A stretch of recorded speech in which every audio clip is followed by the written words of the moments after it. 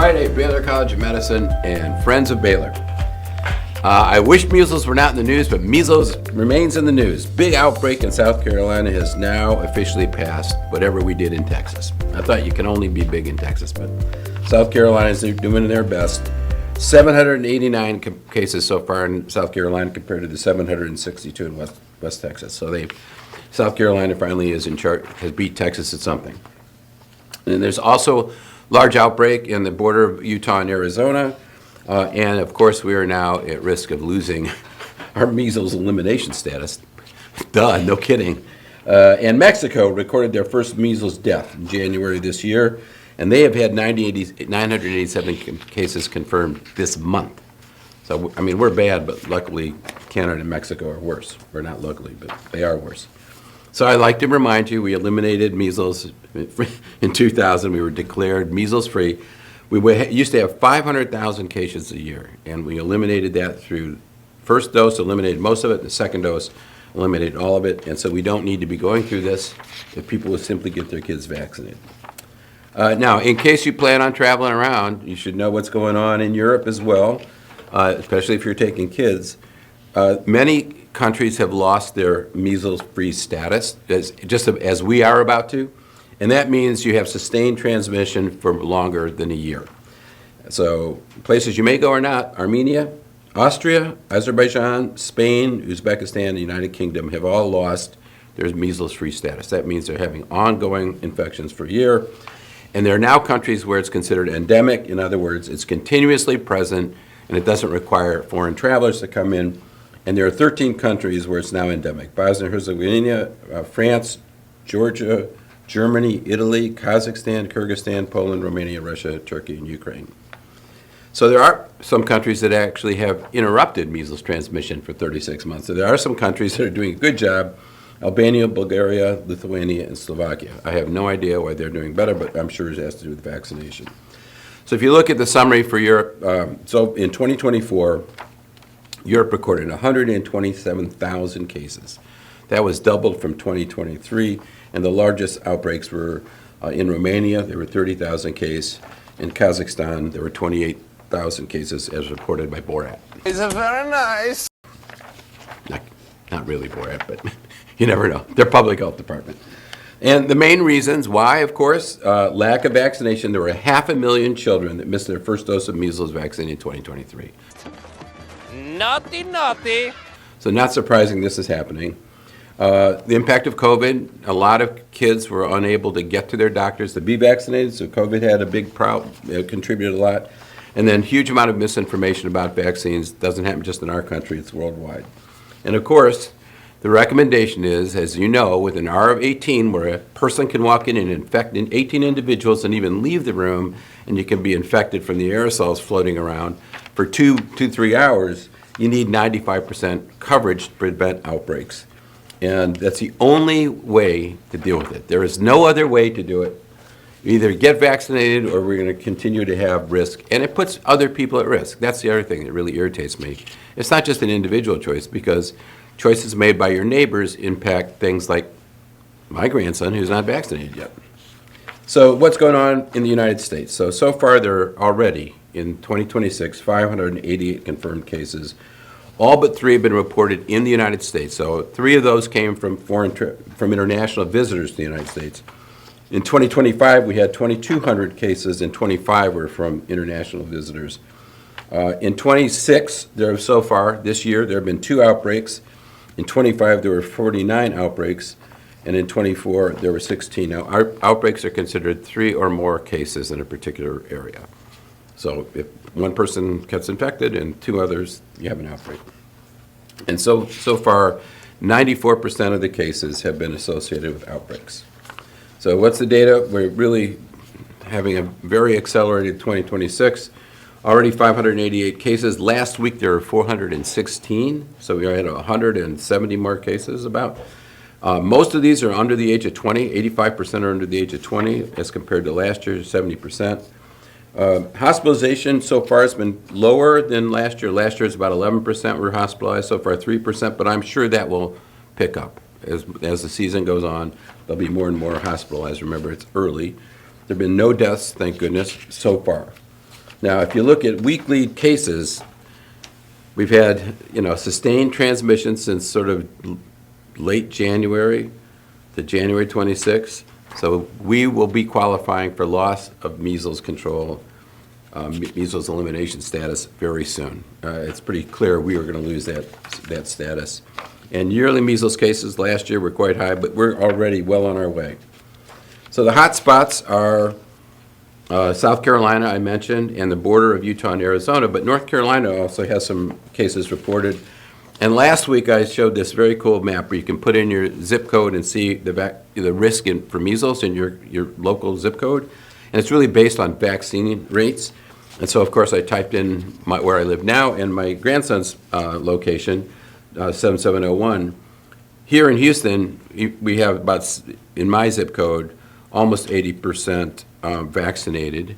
That's so we're moderate risk. It should be 95%. But in my grandson's zip code, it was 60 to 69%, which means they're high risk.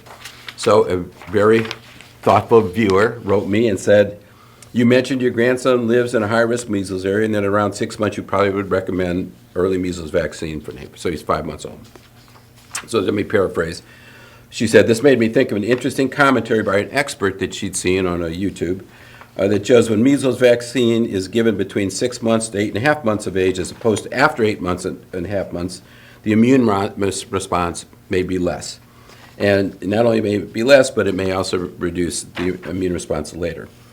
So she asked, does this indicate compromised immunity to measles later on? Is this a concern or a negative effect? So extremely good point. So the answer to that is when you say negative effect by giving a measles vaccine before 12 months, it is really only that there's a reduced immune response, and there's reasons for that. But there is absolutely no safety concern. There's no risk for safety. There's no increased morbidity or anything from the vaccine. So why do you get a lower response? So in the first 6 months of life, infants mostly have antibodies from their mother, and when they're breastfeeding, they're getting antibodies from that. The vaccine is actually a live attenuated measles virus. So it's live.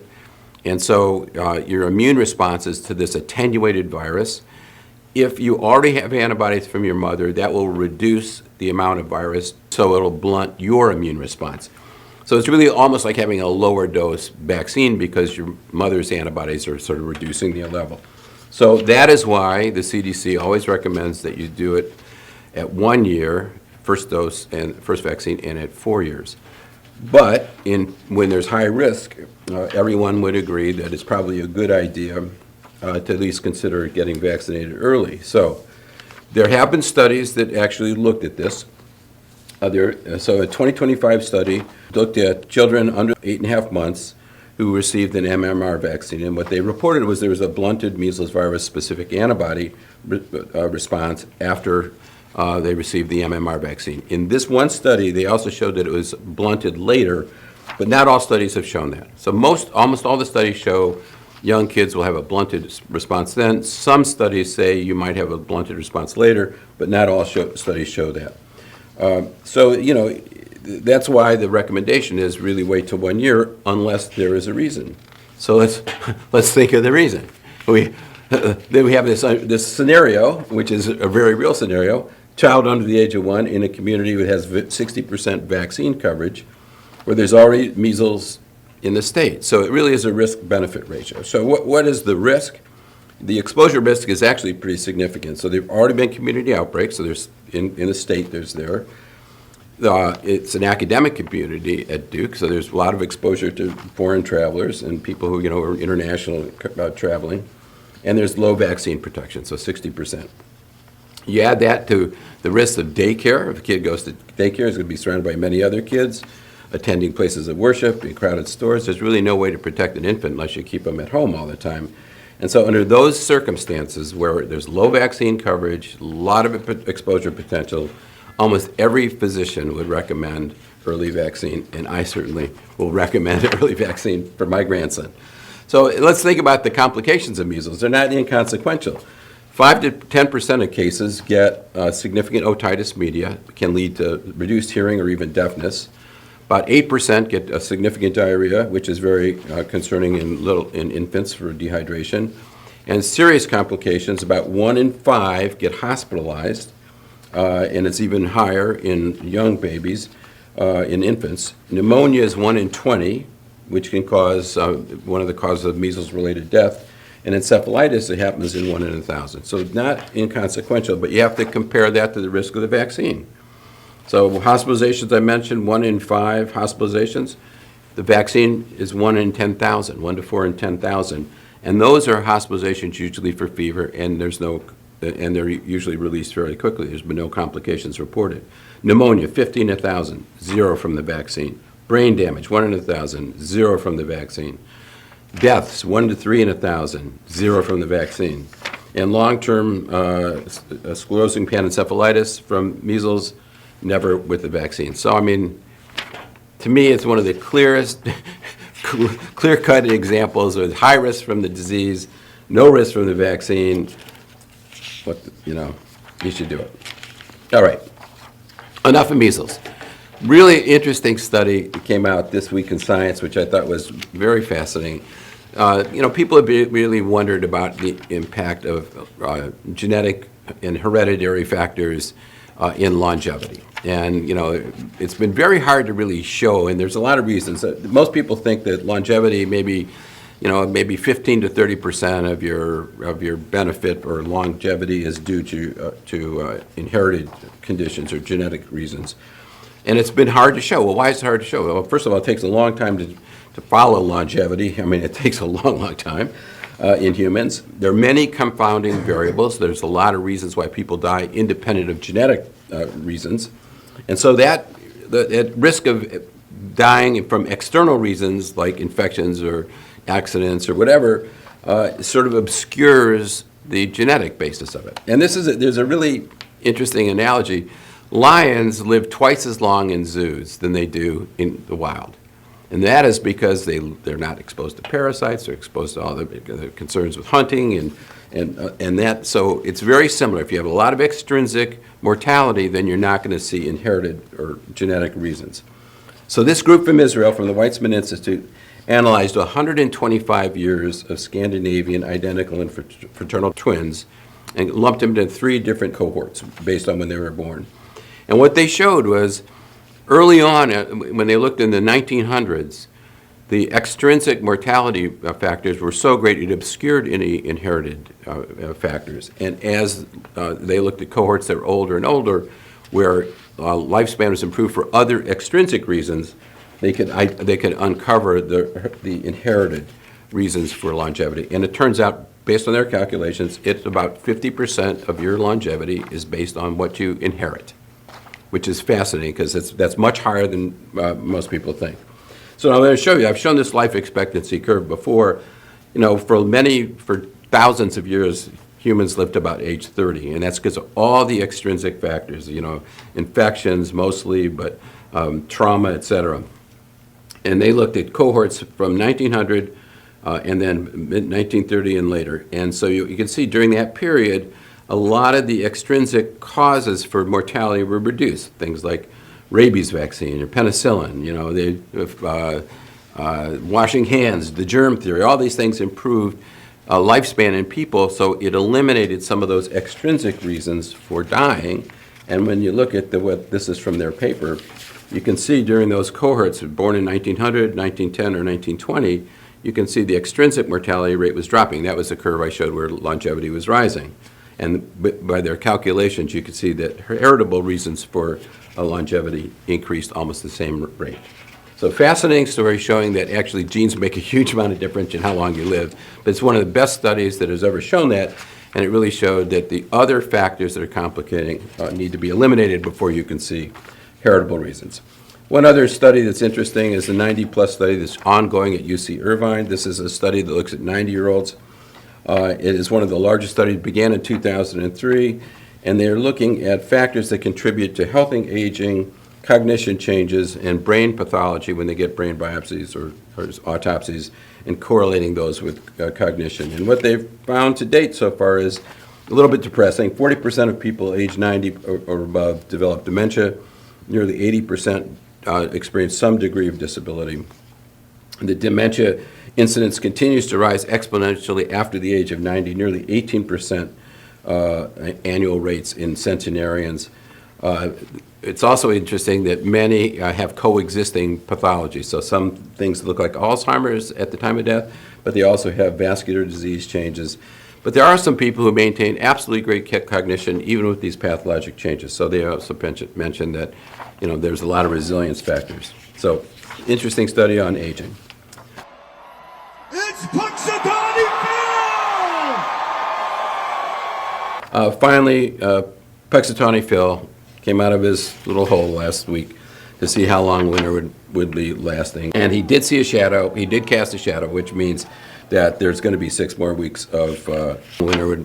Now, I looked this up. In 2012, the 2021 study revealed that Phil has been right only 40% of the time. So even less than flipping a coin. And so while he thinks there's more winter coming up, I looked at the 14-day forecast. It looks like it's going to be higher than usual temperatures. So I think Punxsutawney Phil's wrong again. Okay. Want to end today with some shout-outs.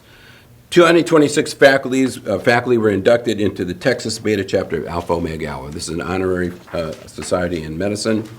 Congratulations to Dr. Shonda Blackman, Dr. Ronald Cotton, Dr. Cliff Dasso, Nadia Ismail, Youngnan Lee Kim, Frank Lin, Jim McDevitt, Akilia Mora, Marlene Shaw, and Matthew Wall. All were inducted into the Alpha Omega Alpha chapter of Texas. So that's great. Also, congratulations to Dr. Sarah Nadim, Assistant Professor of Medicine, who's an endocrinologist, who was appointed Vice Chair of the Diabetes Disease State Network for 2026 by the American Association of Clinical Endocrinology. This helps guide national initiatives on evidence-based diabetes care, so congratulations. And of course, February is Heart Month, and it's a National Wear Red Day to raise awareness about heart disease and stroke in women. Lily's got her red sweater on, showing solidarity with all women who face cardiac disease.